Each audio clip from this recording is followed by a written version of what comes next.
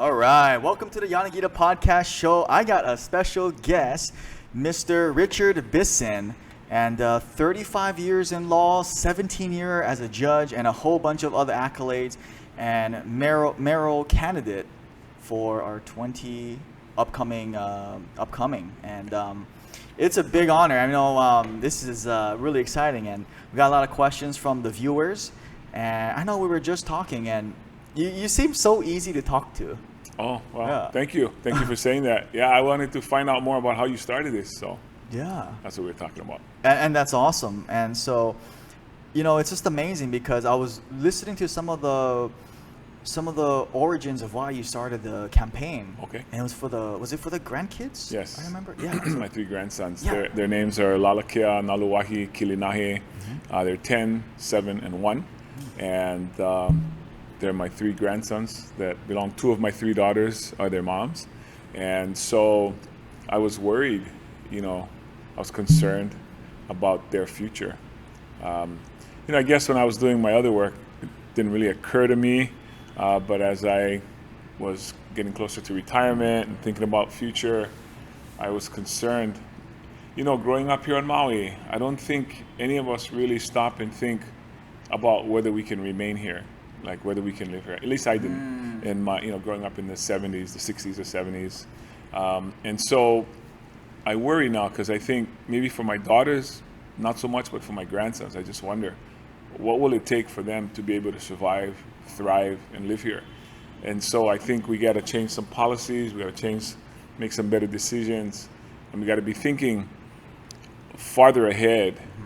A lot of times, at least for politicians, they think maybe 2-year cycles, 4-year cycles, to get reelected or get on the next, campaign.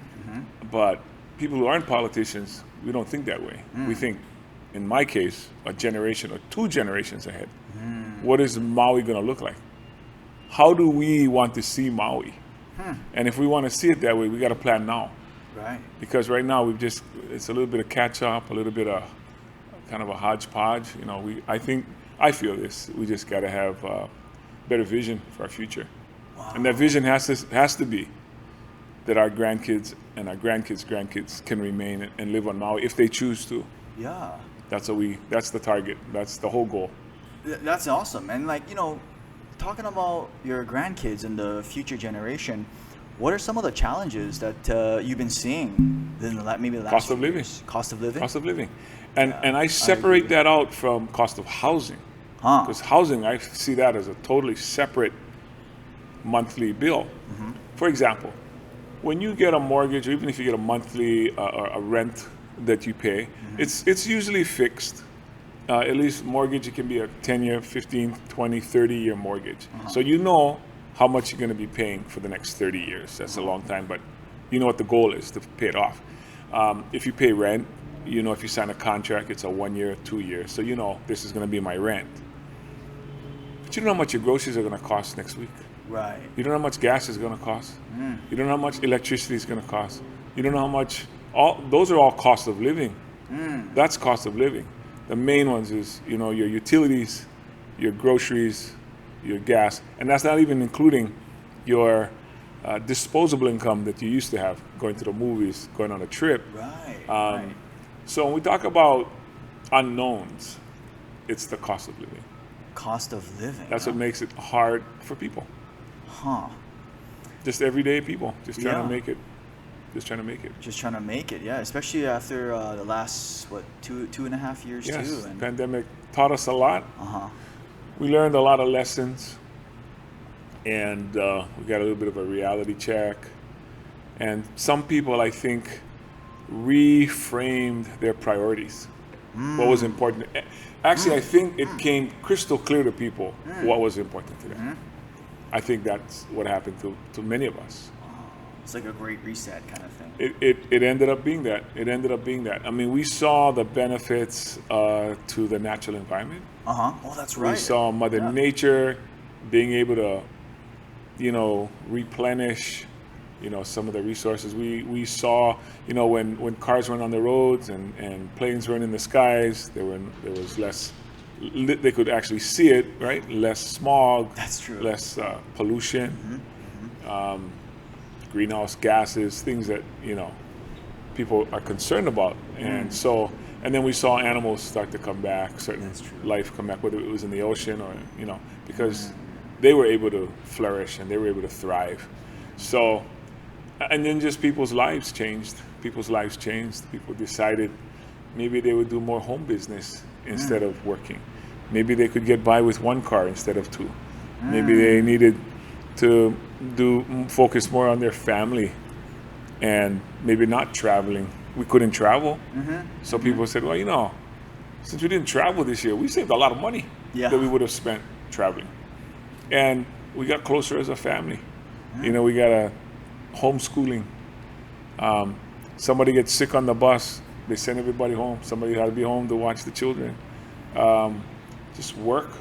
People changed their mindset and didn't, learn to Zoom work from home, and not feel that need to drive out and go to a brick and mortar, work from home.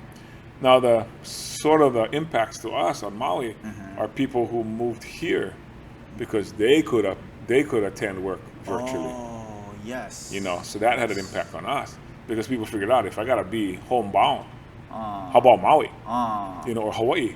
And so those of us who were here stayed, and those who weren't from here, decided, yeah, I can work from Maui.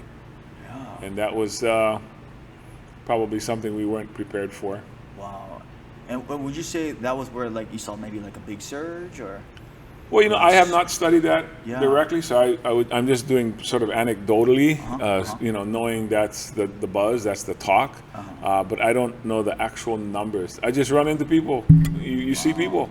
I have friends, high school friends, who came home, but they were working from here, but they still lived where they lived, say on the East Coast. Right. But they're saying, no, I could work from home, so I just came home and be with my family. That's the time when you want to be with your family anyway. Right. The future was so uncertain.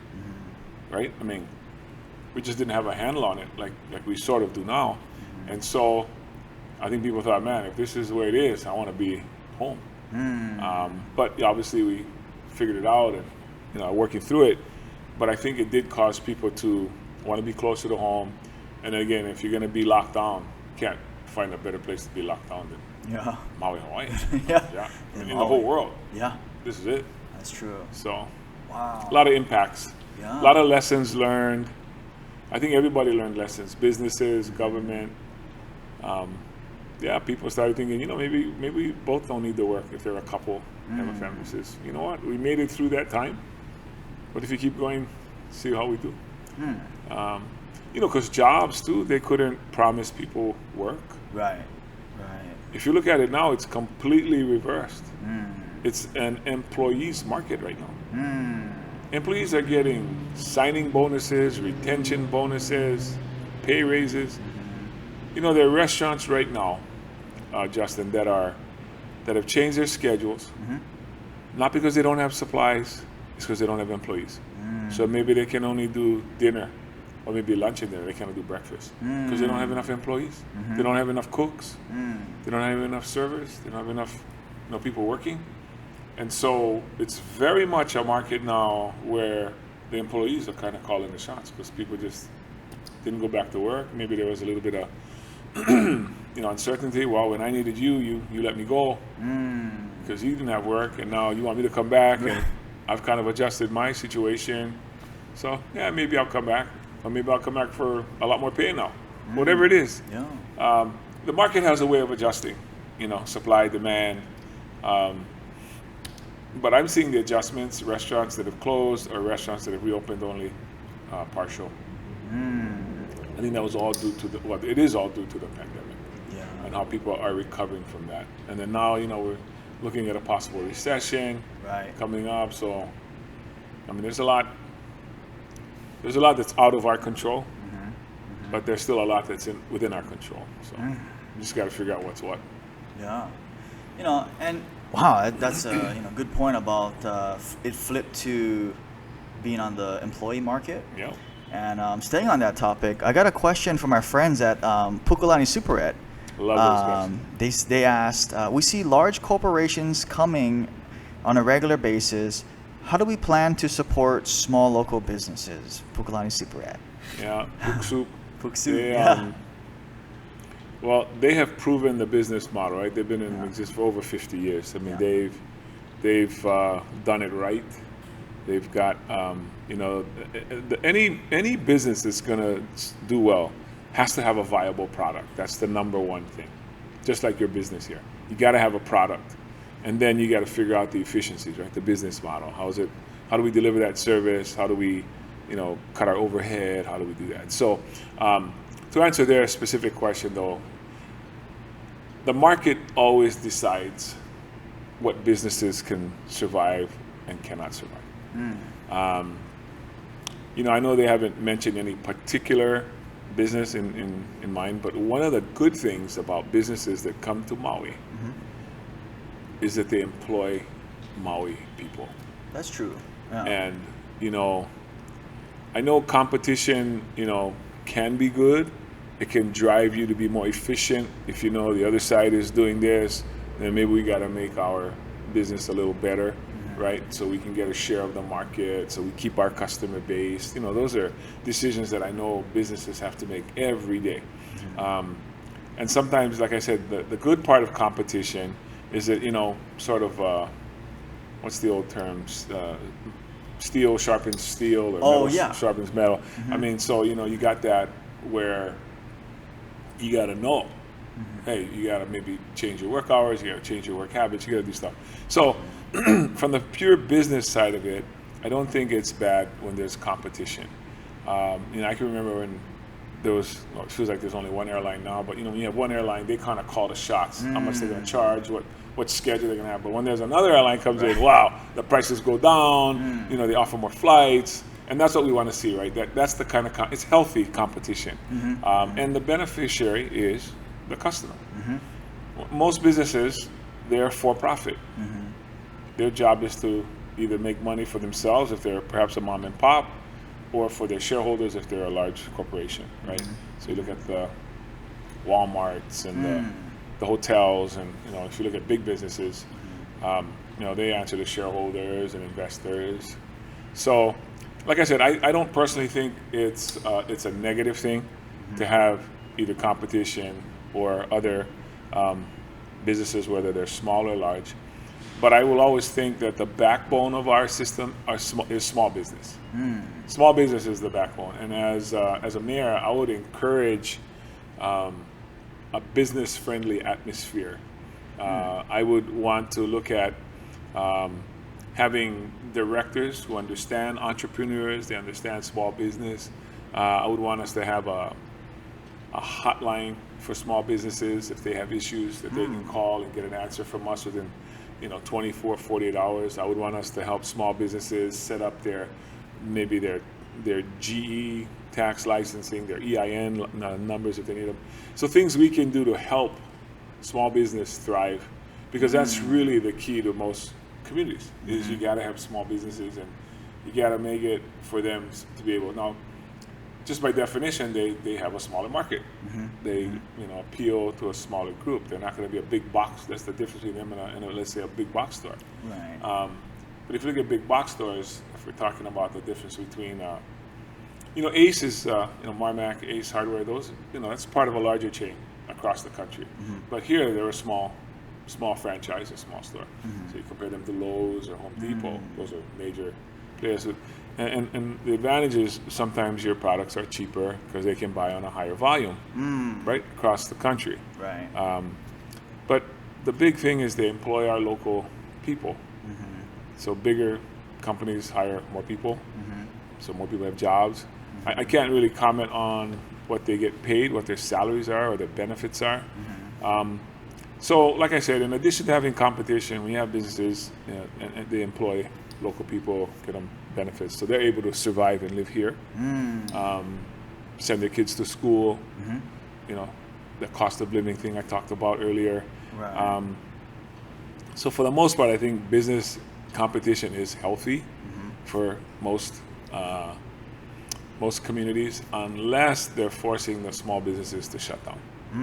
Then in a way, that's not necessarily a good thing, Right. of course.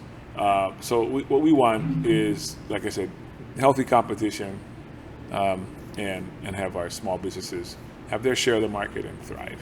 I like that. Okay. Staying on that, I think you're one of the few candidates that talk about financial literacy. Yes. What do you have in mind when that comes up?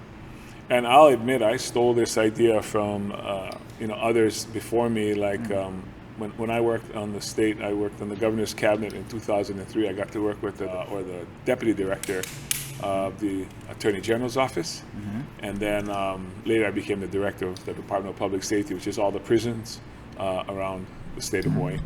But anyway, when I got to work alongside the Department of Hawaiian Homelands, they were doing a financial literacy program for their beneficiaries. So if you're a Native Hawaiian and you received an award, which was a house or a house lot, the idea was to not only get you home ownership and get you a loan, but to give you financial tips on how you can qualify for the loan, how you can maintain your monthly payments and all those things. So when we talk about kama'aina housing, which is where this topic plays into, for us, we don't use the term affordable housing, and this isn't to sound cute or anything like that, but it's really not affordable. If the average cost of a house on Maui is $1.2 million now, that's the average cost. That means there's prices higher and of course some lower. So to call something affordable, most people have the thought in their mind, if it's affordable, that means I can afford it. Right. If you can't afford it, then you have to call it something else, because it's not really being honest. Now we use other terms these days. You'll hear some people say attainable housing. They'll say workforce housing. Those are some of the words they'll use. We use the phrase kama'aina housing because we want to focus on who's going to be in that house, not how much the house costs. When you talk about affordable housing, what you're talking about is that you're focusing on the cost of the house. And the reason for that is it's a formula. The average median income of the people earning in that neighborhood, there's a percentage, and if you fall within a certain percentage, 60%, 80%, 100%, you qualify to buy these or to qualify to a lottery or to be able to purchase these homes. Well, the focus again is on how much the house costs. Right. But anybody can buy it. What we want to focus on is putting kama'aina in those homes. Not just the price, and so we want the focus to be on who's going to end up in that house. We have plenty of homes on Maui. They're just not all lived in by Mauian people, right? I mean, people own homes that either don't live here or not from here. I mean, so we want to, and then a lot of the local folks are having to move away. Everybody knows somebody that moved mainland. Everybody. Yeah. And and you see it when you go to your family reunion, your class reunion, and you go, hey, where's John? And they're like, oh, he moved. Really? Yeah. Oh, when? So, and it's not a situation where like everybody moves from your street on one day. Right. It's gradual. And then you start noticing. Right. And that's what I'm trying to prevent from my grandkids, your grandkids, our grandkids from having to happen. If it's by choice, that's a whole nother story. But in many cases, it's not by choice. It's by necessity. Right. So in our Kama'aina Homes project, what we want to do, the two issues that come up a lot on Maui, it's okay to talk about this? Oh, for sure. The two issues that come out a lot on Maui when it comes to housing is where to build it and who to sell it to. Those are the two issues that come up a lot, at least over my life, that I've witnessed. And so those issues can drive the prices up. So for example, if you decide to build a house in an area where you'll find burials, or maybe it's a sacred place, heiau, they call it a vahipana or a ivikupuna area, you're going to get a lot of resistance. People are going to say, don't build it there, build it somewhere else. Right. Well, all of that protesting and all of that, those hearings drive up the cost of the house because it just delays. So my thought is we should figure out in advance where we can build and not build. Like right now, not when somebody brings their project, right? But like Maui, the land here is a static number, like this table. Yeah. We could right now plot out. You can build here, not here, not there. We could do that now. Right. We don't have to wait until you say, "Oh, can I build here?" I go, "Wait, let me go check." Right? I mean, that's how we do it. That's our model. Right. We wait until something comes up, and then we say, "Okay, well, let's go investigate." In my mind, we should be doing that now. We can research now. Was there a battle here? Was there burials here? If we know that, we just say, hey, let's just tape that off. Yellow tape. Nobody can go over here. Not over here. Over here, no problem. And build all you want over here. Maybe we can do that. And then what do? We funnel people there, right? We say, hey, build over here. Nobody's gonna object. Right. And there might be, well, what you're doing is you're saving the cost to the home buyer. Right. Because when those projects get delayed, if you're a developer and you bought land and you got a mortgage to pay, and the longer it takes you to pay, the more interest, the more you're paying, all that's going to end up in the cost of the house. So if it takes 2 or 3 years, it's the homeowner that ends up paying for that. The developer's not going to eat that cost. Right. He's just going to say, well, now the house costs $700 instead of $600 because I had to take 2 years to get through this process. So my thought is we should try to, I'm not trying to help a developer or hurt somebody or not. I'm just trying to help the home buyer get the lowest cost house they can get. Yeah, and that makes sense because like what you said. It's a static number. Yeah. It's not like Wailuku is Wailuku. Yeah. Wailuku's not going to change next week. I mean, this lot is this lot. Yeah. You know what this lot is. You can go right now and say, never build here. Yeah. It's okay to build here. And there are going to be some places, Justin, that we probably can't agree on. And that's okay too. Yeah. Why don't we just put those till later and grab the low-hanging fruit? Yeah. I mean, that's my thought.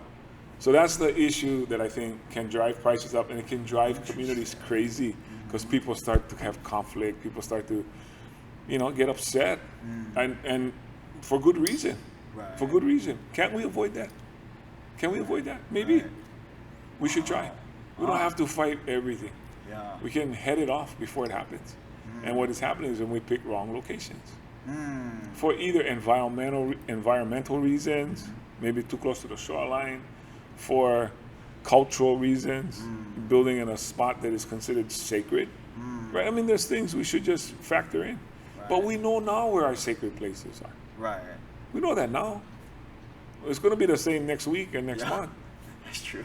So to me, that would be something that I think we should make a major push towards. I also, and these are the long-term things I talked about. These are not going to happen overnight. Right, right. That's why I said we got to think long-term, not just from election to election to election. Yeah. Right? And then who to sell it to. Okay, so what I think is we should inventory lands. I also think the county should put what they call the infrastructure into these projects. The basic infrastructure are roads, sewer, and water. Right now we put that all on developer and say, you put it in. Oh. Yeah, okay. He's just going to charge us for it at the end.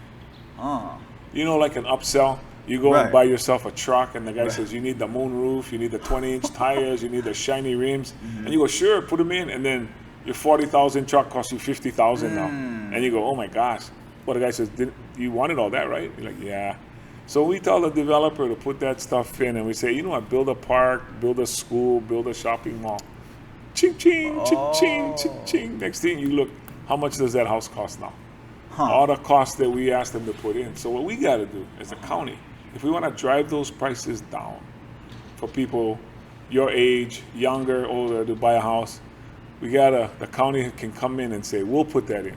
The infrastructure. The infrastructure. And it'll be like about 30% of the cost of the house. It's a big ticket item. So now we can drive that price down. But here's the other thing that happens. If you're the builder and I'm the county, now we partners.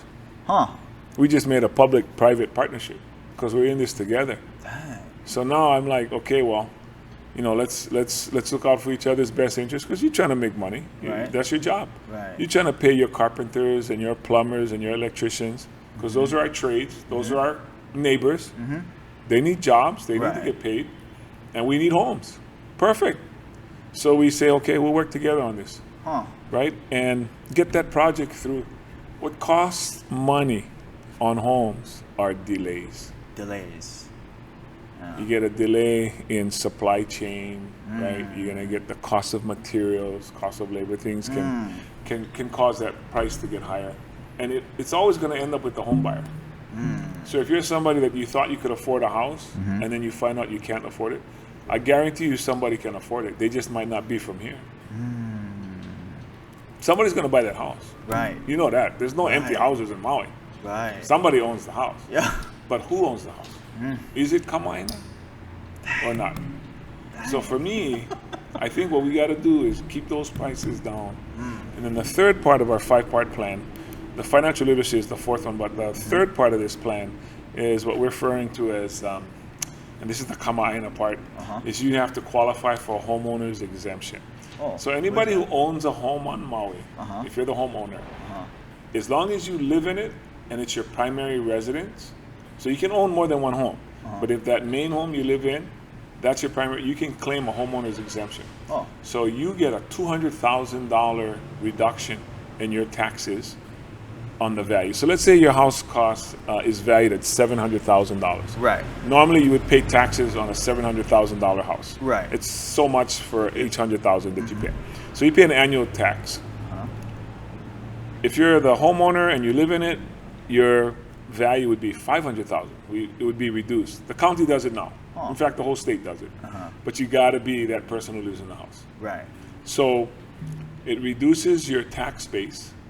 So what you pay, your annual real property tax, gets reduced. So it's a good thing.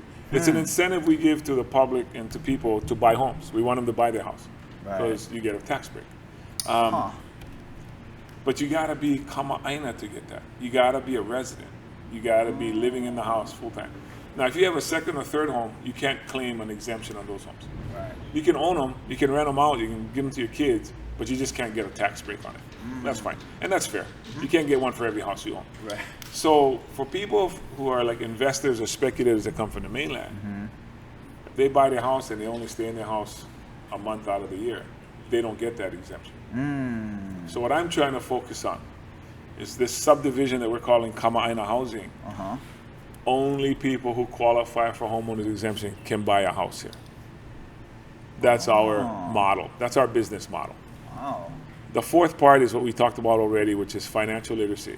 So financial literacy, in short, is basically saying, we're going to help you increase your credit score. If you got a high credit score, you get a better rate when you borrow money. Right. But it also means you're a responsible person with your finances. So what we want to do is help you qualify for your loan, help you save for your down payment, and help you get a good credit score. Those are things we want to tell you. So it's going to be simple things. Don't go buy that new Tundra. Right. Don't go to Vegas right now. Don't go, spending a bunch of money. Save your money, save it up. Get yourself, pay your bills every month, even if it's just a little bit a month. Get your credit score up, and then you'll be able to get a better down payment loan interest rate on your loan. The second part of the financial literacy is we want to help you keep your home and to stay in your home. So that's when we tell you, okay, you got a budget. Every month, your mortgage is going to cost this much. It's going to be the same amount every month for 30 years. So we want to help you figure out how you budget for that. Okay, so if you spend that much, and it shouldn't be more than 30% of your income, that's the formula, but in Hawaii, it's kind of upside down. Most people have to spend more than 30% of their income for their rent or their mortgage. But you get that in there. We help you figure out what your monthly cost of living bills are, how much is it for your gas, if you got a child in school, how much is your child care, whatever it is. We try to get you with your expenses and see what you got at the end of the day. Maybe you got to get a second job, maybe you got to cut back on your expenses, whatever it is. But that's what financial literacy is to help people manage their monies so that they can survive here. Because it's not simple. Most people don't make plenty money and they can just have a lot of extra income. Most people, every dollar has to go to something. Now, you got to have dollars for savings too. You got to put money away, but we got to teach people how to do that. And the last part of our plan, our 5-point plan for kama'aina housing, is trying to work with a loan company who can give a bulk rate, if you will, for the loan. So everybody who borrows money on a mortgage has to pay a certain interest rate for the down payment. Usually it's a 10% or 20% interest is how much you got to come up with. Well, on $1 million, that's $200,000 you got to come up with. Who has $200,000? That's a lot of money just for your down payment. So what we want to do is see, can we get that interest rate down from 10% to maybe 7%, 5%, 3%, bring it down smaller and smaller. And the way we try to do that is economy of scale, which means if we have 200 customers coming in one time for that product, maybe you can give us a price break instead of just 1 or 2 people walking in, right? So like if you had just one customer come in and say, oh, I'd like to take out a loan for my house. They might say, okay, 10% down because they're only selling one product. But if we come in with 200 people and the guy goes, you know what, you're bringing me so many customers, I can work with you. Yeah. So what we want to do is get ahead of that. And when we have our Kama'aina housing block, maybe it's 200 homes, 300, whatever it is, we want to be able to already have that loan company come to the table and say, hey, can you work with us? Now, if you think of a condominium can have 200, 300 units in it. That's what they do for condominium units. Usually it's there's a lender that will make an offer to all the units. And that makes sense. You got to do that for homes, a subdivision. So anyway, that's the financial literacy piece. And that's what we're calling long-term housing, Kama'aina housing. We also have a plan for medium and short-term too. Because you got to live someplace while your house is being built. Right. So our quickest way to get a house is called ADUs, and that's just a fancy word. Yeah, it stands for accessory dwelling unit, but we'll just call it a cottage. Oh, okay. Or you can call it's called ADUs around the country. Oh, okay. Because every place has it. We call it ohana, cottage. So so they use that term so it'll be the same. We're talking the same term across the industry. But those now is very favorable. Depending on the size of your lot, you can have at least one unit already approved for your lot, and depending if it's larger, I think than 7,500 square feet, you can have two on them. But all this is a detached, it doesn't have to be attached, cottage that when a family is growing and the parents have adult children like I have, you can have a space for them to start their own family, have their privacy. If the older parents want to downsize, they can move to the smaller unit and leave the larger house for the younger people. If you're an older couple and you don't have children, you might need health care, somebody to watch out for you, so you maybe can let them live in your cottage, and you can, they can exchange for you letting them live there. They can be your caregiver. If you're a young family with young children and you need babysitters, and you don't have to give them free, you can barter and say, okay, I'll cut your rent in half if you help me babysit my children while I go to work. I mean, there's lots of uses. Or if you're an older couple and you just need a second income, passive income, you just rent your place out. Because we need rentals. We have a shortage of rentals. So we need rentals. So whether we use that for our own families or for renting them out. Now the reason this is very attractive, Justin, is because what you need before you start any home being built, and this is always the big issue, is water and sewer. Right? Every home already has water and sewer. So you're just adding on to that lot. Now the reason it's not always that of a big of a deal is a lot of times the family's already living in the house. They're just all in the same house. Right. So if you just branch them off and say, well, so you're not using any more water or adding any more sewer than you are, except you're just moving it from the main house to the secondary home. You know what I'm saying? So, but it's the quickest way to build affordable housing here and anywhere that is situated like we are, which is small land. We have not a huge area of land. And a very small inventory. So if we wanted to add homes next month, so in our administration, the Bissen administration, we, in the first 180 days, so the first 6 months of our term, our goal is to approve 100 ADUs. 100 approved. Now here's how we're going to do that. We're going to already have pre-approved plans for these cottages. A studio, a 1-bedroom, and a 2-bedroom. So we're going to already run those through our permitting offices, public works, planning, water, whoever needs to stamp, file it. We're going to say, okay, do you have any issue with this floor plan, this studio, this 1-bedroom, this 2-bedroom? And if they have it, say, okay, tell us what it is, fix it, okay, get it to where it's going to be approved, and we pre-approve them. If you come to me, if I'm the mayor, and this is January, and you say, I want an ADU, if you pick one of those 3, it's approved. You don't have to go through the permitting process. That's how we're going to do it. Because could you repeat that one more time for people listening? So if you, that was a question. Right. So if you choose one of the pre-approved floor plans for a cottage or an ADU,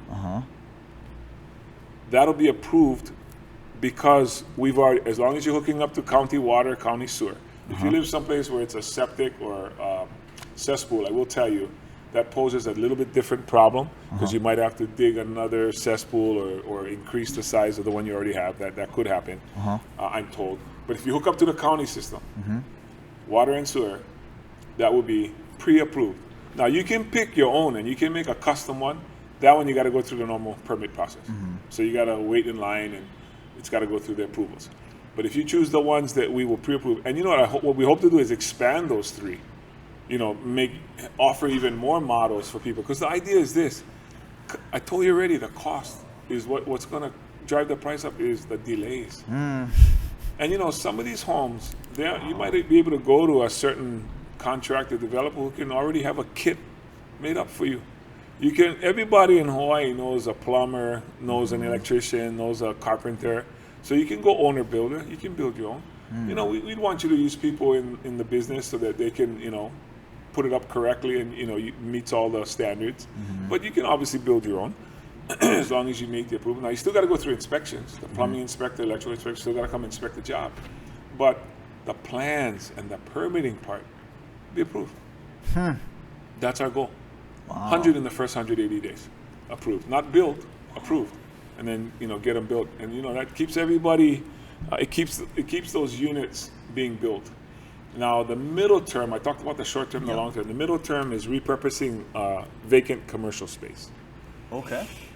I'll give you an example. The old Kahului Shopping Center, the old Sports Authority, the old Safeway, now the old Safeway. Right. The Department of Motor Vehicles building in the Maui Mall. The old Lowe's, right? Lots of space that is sitting there vacant. Sears. Right. What are we going to do with these places? Do we think stores are going to come back? Probably not.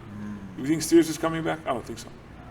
And the reason is, people in your generation, people that are listening to this podcast, they got boxes waiting for them right now outside from Amazon, waiting outside their house right now, because that's how people shop now. People don't go to the store as much. Now, you might have to go, you know, for, you know, you go to the dentist, you go to the eye doctor, you know, you go get groceries, and even groceries now you can have delivered at your home. Right. But a lot of people for shopping, they're doing Amazon, they're doing, you know, there's free shipping, there's stuff like that. So I think for us on Maui, we don't need more stores. We need more housing. So those places, I think, are ripe for us going vertical. Whether it's 4-story, 5-story, I think 6-story is the max we can go. Now again, why is that important? All of those places I just mentioned to you already have 2 things: sewer and water. Right. Right. But they also have lots of parking. Yeah. So, Yeah. you know, if you think of the old Kahului Shopping Center, for example, it's kind of an eyesore for a lot of people. Right. Driving by there. Especially if you remembered it when you were a kid and we used to go, and that was our mall, the old Kahului Shopping Center. Think of that, if that were a building, say, let's just say pick a 4-story building. On the first floor, stores. Maybe like a Food Land, okay? Maybe a Starbucks. Maybe a nail salon, a barber, a dentist, an optometrist, whatever. Businesses that people still physically go to. That would be the first floor. Above them, units. Can be for millennials. Here's what I think about millennials these days. They don't really want a half-acre lot. They don't really want to mow their lawn right now. They want to travel. They want a neighborhood that's vibrant. That's what they want. Think of Kaka'ako on Oahu, for example. They want an area where there's, you know, maybe some nightlife. They might want a bowling alley. They might want, you know, someplace they can go eat, nice restaurants, right? But they don't need a large unit right now. Maybe they're single, they're a young couple. They can a starter home. They can get started, a 1-bedroom, a 2-bedroom. And maybe when you live in that central corridor of Kahului, you don't need 2 cars. You can use the public transportation. Now think about the businesses on the bottom. Where are they going to get their customers from? The people who live above. Where are they going to get their employees from? The people who live above. So it's a mutual, symbiotic relationship. Dang. And it reminds you of old school when you think about it. Yeah. Growing up, it wasn't unusual for the store owner to live above their store. That's right. The restaurant owner Yeah. lives above their restaurant, right? We don't do that anymore. But now you're going to have 4 stories of people living above. And think about not just millennials, seniors. Maybe seniors don't want to maintain a large home anymore. Right. Maybe they want something simple, easy to maintain. Someplace close to the MEO bus line. Someplace where you can go to the doctors, go do your grocery shopping. What is easier than getting in an elevator, pressing the lobby, opening the door, go do your shopping, get back on the elevator, go back to your unit? What is easier than that? Yeah. I mean, the only thing easier is Grubhub or somebody who deliver your stuff for you. So what I feel like is this could revitalize vacant, unoccupied commercial space all over Maui. Because we have these in Lahaina and in Kihei strip malls, places that, are abandoned or shut down. I also think that'll have an impact on our homeless population. Homeless people like to go where nobody else is. But in these areas, they would be 24/7. They'd be populated, right? And the whole homeless issue, I think we have to take an approach on that as well. But so for our housing plan, and this is a very long answer to Kamaina housing, we have the long term, the homes we talked about. We have the short term, the cottages, the ADUs, and then the middle term is repurposing commercial space. Dang. Just some ideas, things we're excited about. But again, crazy. the one thing that is in common for a lot of these projects is they're generational. They're for the future. And there's an old saying, you plant a tree today for whose shade you'll never experience, but you do it for the next guy, right? Wow. And you don't always have to be the beneficiary of your work, right? I mean, it's kind of selfish, actually.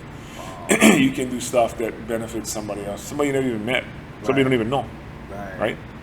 And we kind of gotten away from that. We're kind of at a stage where everything is either me, or that guy's a bad guy. We're so divisive right now, especially in politics. I don't know how it got that way. I don't know why it's that way. I don't like it. Most people don't like it. We got to come to the middle. There's so many people on the extremes, and I just don't think it's productive. I don't think it's healthy. I don't think other people like it. I don't work that way, so I'd love it to see where we all working together on some common, some solutions. We don't have to agree on everything. Here's what we should do. We should come together on the things we agree on. We should try to reach compromise on the things we disagree on. Try to reach compromise. And the rest, we should just leave it for another day. Because I bet you we agree on more things than we disagree on. Everybody agrees we need places to live.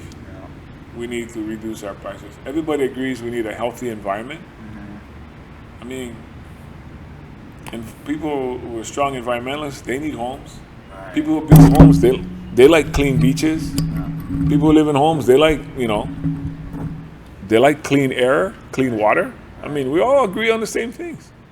But people try to put you in a camp. No, they try to force you into a box because it's easier for them to either understand you or to profile you. They don't like when you have an answer to their question necessarily, and you challenge their belief that people can be both. We don't have to disagree. That's why when I was looking into it, I was like, wow, nonpartisan, and even just your some of the interviews you were saying I'm not really against anybody, I'm just for this for thing. sure. And I was like, man, well, that's true. Get this guy on. I know. He's for Maui. For example, the current mayor. We know each other. We're not like buddies or hang out or anything. I went to school, the same high school. I graduated from St. Anthony, right up the road from here. So did Mrs. Victorino, and so we knew each other, known each other over the years from the community. We have mutual friends. So it's not about that, right? I knew a couple of the other folks that were also running that are now it's just myself and the incumbent left. But I never made it personal or never made it about who the other person was, and I didn't feel like they were making it personal against me either. Some people say stuff online because they can be anonymous and they can say whatever they want. It's a free world.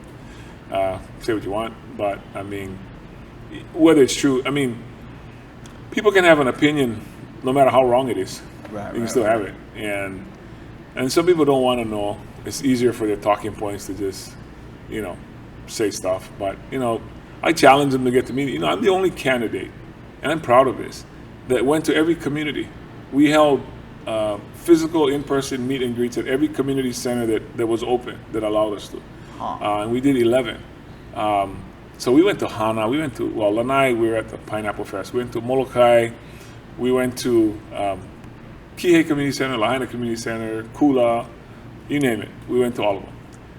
And we, encouraged people to come out and ask questions and talk like we're talking. Instead of people just say, this guy stands for this or he stands for that. All you gotta do is come to me, call me up, ask me to come to your podcast, ask me to come on your Zoom or, talk to your group, ask me questions. Dang. That's what we've invited people to do. Instead of them saying, well, he's a judge, he's not a politician, he doesn't know anything about this or that. I'm glad I'm not a politician. I have good judgment, I have lots of experience in decision making. I understand issues in our community more than people know. I've worked on many of them over my career. But, like I said, the whole idea to get out there, because as a judge, you live a pretty private life. People see stuff in the paper and stuff, but unless they come up and talk to you or they know you, people just assume things. I wasn't always a judge. Right. I grew up working in the taro patches of Kaakaloa with my grandparents and my dad. We worked in a pig farm in Pihana, right on the other side of this river. Not even a half mile from where we're sitting right now. Oh, wow. Just on the other side of that. That was my grandfather's business. I worked in the pineapple cannery. I worked in construction, delivered furniture. I did all kinds of stuff. But people just assume that whatever your last thing was, that's who you are. And they think they know you just from that. Wow. Make assumptions. But yeah, I come from a really big family here on Maui. Yeah. My dad's from Paia. He's one of 11 kids. My mom's from Pihana in Kaakaloa. She's one of 9. I have 55 first cousins. We're from here. This is where we're from. So it's just wow. There's a lot of things people think they know or they don't really know. I enjoy playing the ukulele. I've been playing ukulele since I was 4th grade. It took me 4 years to get my political science degree from Santa Clara University. It took me 3 years to get my law degree. But just this past July, it took me 5.5 years to get my Ho'oponopono certificate. So I'm a practitioner of the healing art of Ho'oponopono, which is to restore relationships in people's families and stuff. And that's one of the proudest achievements I've had, just because it took a lot to work on it in the beginning, and I was really happy with it. I never thought I'd run for politics. Thought I was going to use that to do other things, right. and here I find myself. But you know what? I thought about it. Wow. They could probably use a lot of Ho'oponopono in county and in government. It's just a coincidence that it worked out that way. Like I said, I graduated with degrees, but 1999, I received an award, Distinguished Citizenship Award from the Men's March Against Violence for the domestic violence work we did at the prosecutor's office. 2001, I was selected Attorney of the Year for Maui County. That same year, I was inducted into my high school's Hall of Fame, St. Anthony, for community service. 2013, I was the first Neighbor Island graduate of the law school to receive the Distinguished Alumnus Award. No other person had ever gotten it or gets it. And the law school will be 50 years old next year. And I'm currently the jurist of the year. I'm the judge of the year for the state of Hawaii. I just found out last week, actually, I got another award from the Hawaii State Bar Association. It's called the Golden Gavel Award for a judge who's contributed to our legal community. And they just gave me that award last week. I haven't actually received it yet. But again, I'm most proud of this Ho'oponopono certificate I just got, just because it means a lot to me. And that's what I thought I was going to do in my retirement, do that kind of work. I was going to combine my Western training of law and mediation, arbitration, settlement with my training of the healing art of Ho'oponopono and try to combine them and try to work with the community. But then I think we're in a crisis right now, and I think we need leadership in our county. And I think I can bring that leadership based on all of my experience. I was the president of my high school. I was the president of the Hawaiian Club in college and law school. I was the head prosecutor here on Maui for 8 years under 2 different mayors. I was number 2 at the AGs. I was the head of the Department of Public Safety.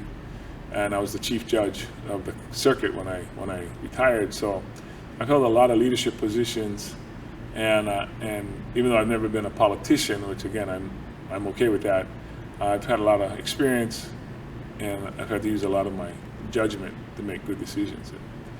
And most of the time, I think I've come down on the right side of those. So that's a long way of saying why I think I'm qualified to do this work. Dang. And I'm excited about it. Yeah, I was just gonna say it's just such a unique perspective, and then also like you're very passionate about what we were just discussing, the housing, the I mean just everything. I'm like, wow. I wouldn't be running if that was all, my cut. It's so and working not good. normal. Yeah. Like from normal. What do you call that? Normal, not normal, but like some politician. They're just like, oh yeah, I'm just gonna, blah, blah, blah. And I'm like, oh. Because they just want to get elected. That's why. People say whatever they got to say just to get elected. I mean. And your this future my future doesn't depend on this job. Right. That's what people were saying. Yeah. People are like, he doesn't need to. My grandkids' future does depend on this job. That makes sense. And that's why, I think at some point, Justin, we'll be judged for our time here on Earth. At some point, by some higher beings, we'll be judged for our time. And I want to be able to say I tried while I was here. That's all it is. I don't want my grandkids to be moving away and 5, 10, 15 years from now, I'm driving to the airport and they look at me like, Papa, what did you do in 2022 when you had a chance? What did you do? And I'm going to say, nothing. I retired and I relaxed and I joined Yanagida Gym and just hung out. You know what I mean? I want to be able to tell them, you know what? I tried to get in there, tried to get us housing, tried to, get us jobs, tried to use all of my past experiences and leadership to set policies for the future, so we can get, we can keep our local people here. Again, my vision is to keep young people here on Maui, to have a safe and healthy neighborhood for our kupuna, for our keiki, right? To have a vibrant environment that we can give to the next generation. Wow. I mean, that's what I want. That's what we should all want. I mean, I don't think I'm saying anything new. I'm just more committed than most people are. Dang. I'm just willing to do the work, and that's what it's going to take, a lot of work. You cannot really reach perfection, but you can always strive for excellence. You can always strive for excellence. And that comes with maximum effort. Wow. And that's the one thing you control. You control the amount of energy you put into your work. You can call it passion, energy, focus, concentration, whatever you want to call it. But you control that. You don't control what the other guy does. You don't control how smart they are or how much money they have or all that. You don't. All you control is your own effort. And you don't even control how smart you are. I mean, you can learn and get educated. I've got a lot of education, but I got a lot more real life work experience, on the job. I see people at their worst by the time they come to me. They've probably tried everything already by the time they come to me. Whether it's drug court, mental health court, domestic violence, criminal, whatever it is. I've seen people on their bad days. And, on some of their good days, but mostly. And so I know what the community needs. I know what ails the community when it's hurting. I know what happens when their human failures occur. And I think we have a real chance right now. I think we're aligned right now, where I think we have to. I think we're at a point where we have to do better. We don't have to accept our situation, Justin. We do not have to accept this. We can strive for better, and we should. We deserve better. We deserve it. We deserve the very best person. We don't have to just say, well, let's just keep it the way it is, and let's just muddle through and do. Why? Why should we accept that? Why shouldn't we want the very best for ourselves? We should. And I'm not saying I'm the answer to all of it. I'm just saying I'm willing to put the work in and look for people. And I think my background of collaborating with people and working, I challenge everybody to go out and just look at my history and see what I've done or what I haven't done.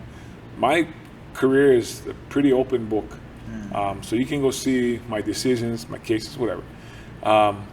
and decide if I'm consistent with what I've done throughout my career, which is to try to get back to this place. The place that nurtured me, most of us. Yeah. And so, I don't mind coming out of retirement, doing this work, because I think I can make a difference. Yeah.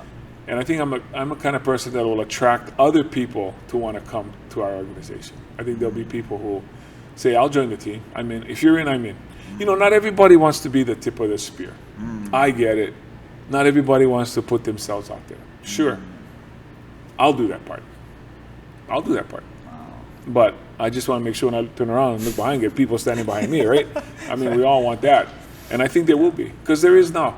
Yeah. The way our campaign is run, the number of volunteers we have, the unsolicited offers of people to just come and help is the most amazing part of this journey for me. So I'm meeting so many good people. I mean, from all walks of life, who just say, can I help? How can I help? Can I put a sign in my yard? Can I come help sign wave? Can I come to your events? Can I go canvas? I mean, just people saying, I want to help you. If that's any indication, we're good. Because I tell every one of them, I'm going to need you guys. I can't do this by myself. I tell you, I come from a big family. My wife's family is even bigger than my family. My mother-in-law is the 17th of 18 children. My wife is the 11th, the youngest of 11. Wow. And I say this to people. When I met my wife and her family, I was a big family. The last name is Elaneki. And they sit I said, when I come to you guys' house, there's such a big table. And here's what I found out when you're in big families. There's always room. Hey, how's it? There's always room for one more at a big table, at a big family. Always room for one more person to come. When you got small families, sometimes it's kind of hard because, if you only have a 4-seater table, when you get the 5th person come in, they go, hey, that's my seat. I always sit over there. Yeah. Come, we get this new guy here. Yeah. Or if 2 people show up, you just increase by 50%, right? But when you get like 20 people sitting around a table, one more, you're not even going to notice. Yeah. But that's the kind of family vibe there is. And that's how I feel too. Like, hey, you bring somebody home from work or from, hey, come eat with us. We can fit one more. I feel that way about Maui County government. That we have a big table and there's room, but not for people to just come and eat or enjoy, but come and offer your solution. You probably have ideas about what you would do if you were running certain things. Whatever you come into contact with, whether it's traffic, whether it's business, whether it's people's decision making, for things that affect you, you go like, man, if it was me, I'd do this other way. That's exactly what I'm talking about. Because you know why? Our solutions to our problems are going to come from our community. Not going to come from someplace else. We're not going to call up California and say, how do we solve this thing on Maui? Right. How do they know? Right. We know. Our people know. So that's what we got to do. We got to tap into our own resources. But there's people, they don't want to contribute because they're like, these guys not going to listen to me. Oh, I tried, and they won't even hear it. Because people are stuck. Because they only want to listen to people with the same letter after the end of their name or just their group. They don't want to hear nobody else. I don't belong to no group, so I listen to whoever. Oh my gosh. Wow. I was just taking a bunch of notes for myself too, and this is incredible. Like, we could make this a 2-hour episode, but sorry. Winding down, yes. For people that haven't, met or just come in contact with him before, it's just, I don't know how to describe how I'm feeling right now. It's just it's a very unique perspective, feeling.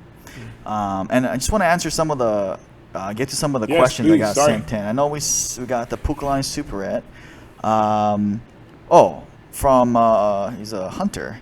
Are there any solutions to help ranchers, residents, farmers to control deer and pig population that is multiplying? Shane, thank you. Absolutely. And we talk a lot about this. So when we talk about environment and we talk about invasive species, the number one on that list right now is axis deer. And what we know about axis deer is there's at least 65,000 head that they count, that they've estimated. A manageable amount is 20,000. So let me just put that in perspective. The thing about axis deer is they ruin it for farmers because they eat their crops. And when they do it, they don't just eat one. They take a bite out of every one for some reason. So they ruin the crop. If you're a rancher, they eat the grazing land that you have for your cattle. They eat them all. There were about 171 car accidents that were reported. There were probably more, but those are the ones reported. So they come into contact. So we know the impact is devastating because they're multiplying so quickly and they need food and water. The biggest thing we got to watch for, Justin, is that they don't threaten our watersheds. Because if they get into our watersheds, that could be irreversible, right? Right. So it's an invasive species in every sense of the word. So I plan, and we've tried this. There's a mobile slaughterhouse on Lanai, on Molokai. There was one here on Maui. I'm not sure if it's still here. So we need the infrastructure we need is slaughterhouses. We need a mobile slaughterhouse. We also need the Department of Health inspectors to come to Maui, and we got to justify that we can have a full-time person here because they got to witness the kill in order for these to be certified kills. Now, deer are different from like pigs and cows, where you can take them to the slaughterhouse, but the deer, they're because they're feral and they're wild. The meat would not be, I'm told, would not be good if there would be so much stress on the animal if you tried to, corral them and take them to a slaughterhouse. So you got to kill them actually in the field, and then they've got to process them within a certain amount of time. So that's what I'm told. The good thing though is this is an industry we could have right here on Maui. Who wouldn't want to buy venison from Maui? Right. Of course people would. Now local people, nobody gonna buy deer meat from the store because everybody knows somebody who will give you deer meat. Right. So you don't have to buy it, but other people would buy it. Restaurants, and again, marketing this. So what we need is processors, we need butchers, we need Department of Health inspectors, we need mobile slaughterhouses, we need somebody to do storage, marketing, distributing. It's a whole industry in my mind. So to me, we kill two birds with one stone by focusing on this area. We could get people in it, and there are people who love to hunt. We actually don't have enough hunters. Not enough we hunters. need way more hunters for the problem we have here. You guys heard that? Need more hunters. Need more hunters to go and help with this situation. And hunters will tell you this too. Yeah. Another thing is the meat that's not being used. Hunters now will tell you, any of your friends, they use their meat for dog food. They process them and make them. It's lean, it's rich in protein, and they use it for dog food. That could be an industry too. I was touring the Maui Humane Society.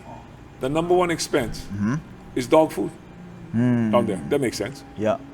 Think about it. If they got dog food from the kills of the axis deer, right? We got to control the population. It's a win-win.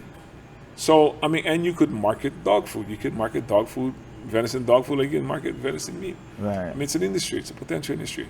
So they're the new invasive species. I know it was goats at one time. It was pigs. I don't know how bad the problem is with pigs versus like I said, it used to be with goats and stuff. But the key is starting the industry, building that workforce development. And I think there are people out there that would be willing to do it. So the county might have to invest in some slaughterhouses, and that's a big expense.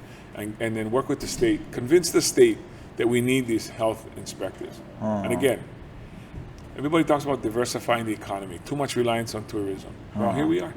It's staring us in the face. Right. If you wanted to be a farmer, and let's say you wanted to grow onions or tomatoes or cabbage, that's a lot of work. Right. You can go shoot one deer today. Yeah. Tomorrow you can shoot deer every day. You're harvesting the deer. Yeah. You don't have to grow them.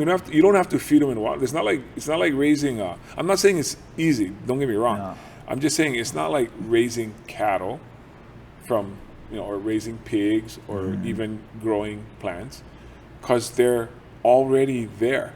Right. That's a good point. And you do a big service for the farmers and the ranchers when you eradicate them. And there's a lot of eradication going on because we're at that point. That's, I would call it a crisis. And I think what's not far behind are the chickens. I think feral chickens are right up there too. Yeah. So we got to figure out ways. Right now, the policy or the plan is to kill the deer, right? Eradicate them because they're causing all this. Right. But if we can convert that into an industry, wow.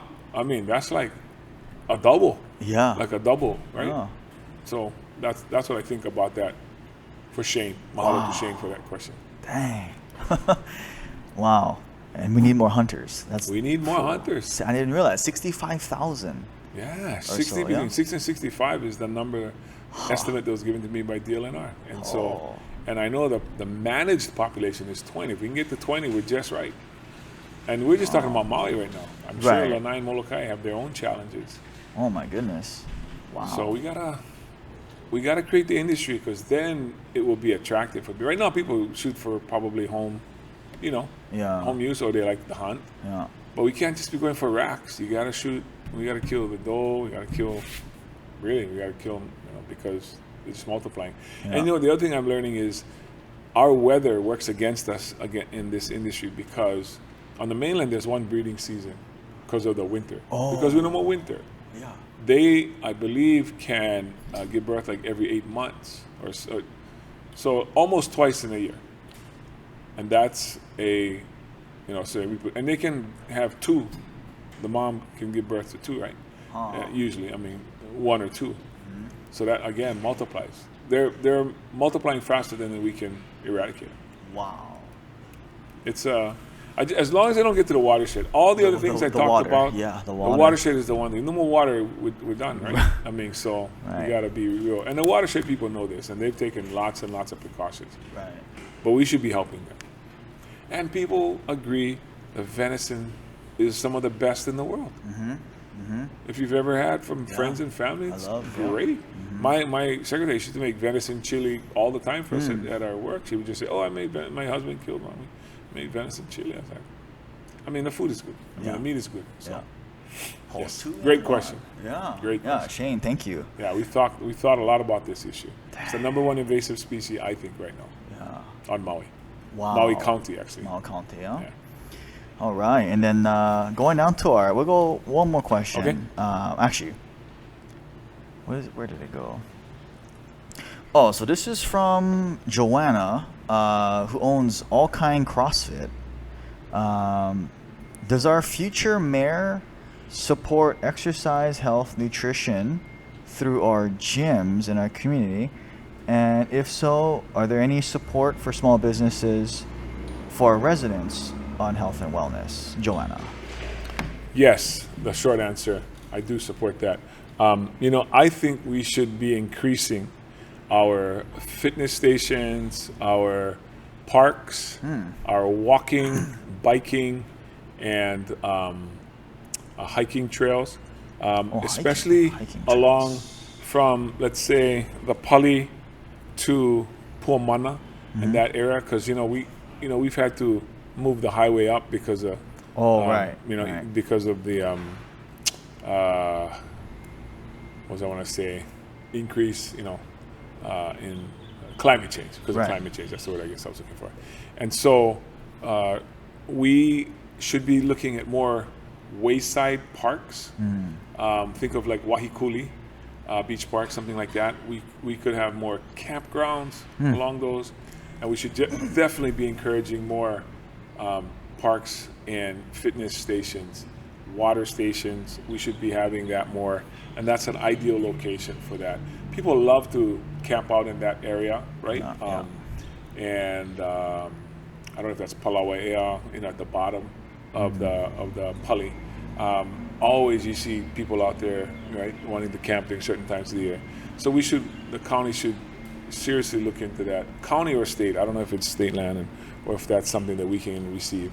So not just so much in gyms, but in our park system and in our community. Because we're an outdoor culture. Everybody knows that. Yeah. Because of our weather and our lifestyle. So we should be promoting and encouraging more of that. Whether it's camping, hiking, biking, we got to increase that opportunities more for our local folks. Health and fitness. We talk about health and wellness.